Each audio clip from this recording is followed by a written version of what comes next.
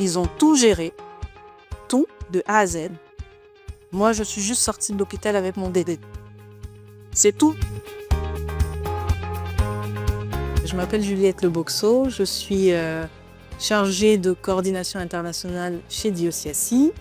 Je suis revenue en France il y a quelques mois après une expatriation de 12 ans en Afrique, dont 10 au Cameroun et 2 en Côte d'Ivoire.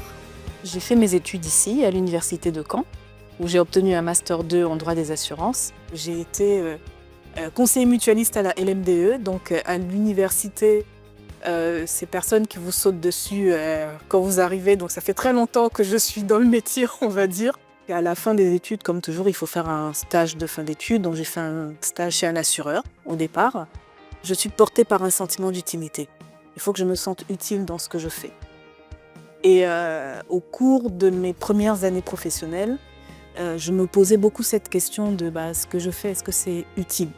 Je me disais, il faut aussi que je participe parce que je suis camerounaise d'origine et il faut que j'apporte quelque chose qui sera utile au continent. Je retourne au Cameroun, la première.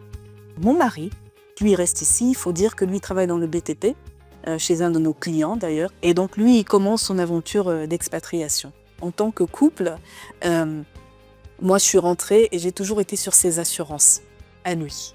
Son entreprise décide de rapprocher la famille. Donc, il est muté au Cameroun. On est donc au même endroit maintenant.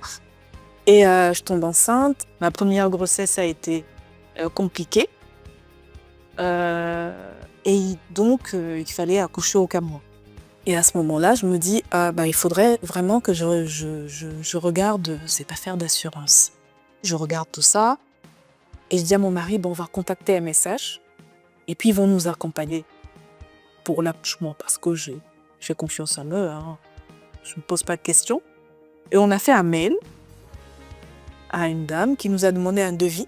On a demandé à la clinique de nous donner le devis et le devis était hors de prix. Je n'avais même pas encore accouché, que je devais déjà payer une fortune, qu'on devait payer une fortune pour l'accouchement. Le devis qui était hors de prix, ils l'ont entièrement renégocié. Sans qu'on intervienne, ils ont pris contact avec la clinique directement, ils ont discuté avec eux. Comme je dis, le sentiment de sécurité que j'avais, il s'est renforcé à ce moment-là.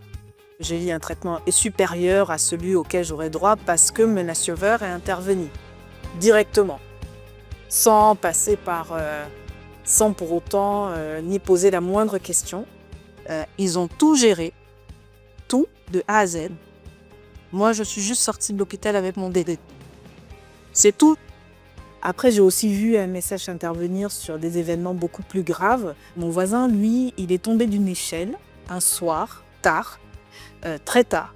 Il s'est retrouvé totalement fracturé.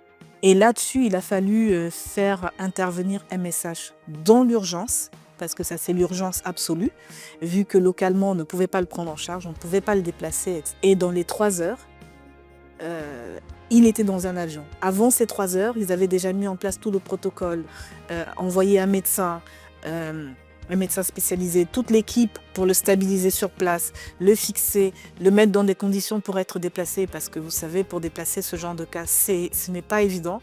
S'occuper de sa famille, donc rassembler parce qu'il avait son épouse et leur enfant, et c'était un bébé. Donc s'occuper de toutes ces personnes pour que ces personnes l'accompagnent pendant le voyage. Et en 3 heures, faire venir un avion médicalisé qui allait le transporter du Cameroun jusqu'en France. Et à son arrivée en France, l'hôpital l'attendait, les chirurgiens étaient prêts pour l'opérer, etc., etc. Donc le niveau de prise en charge et de précision et de professionnalisme dans la prise en charge, là-dessus, je n'ai rien à dire. Quand je vous parle du sentiment de sécurité, ce sera arrivé dans un autre contexte, dans un contexte 100% local.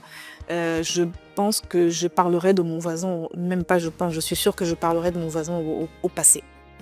Le mot-clé qui va avec l'expatriation, c'est l'adaptabilité. Si vous ne pouvez pas vous adapter, n'essayez pas.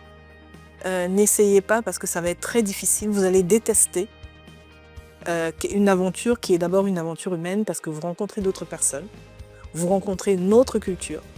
Quand on aime bien le fromage et la crème fraîche, aller en Afrique, c'est difficile.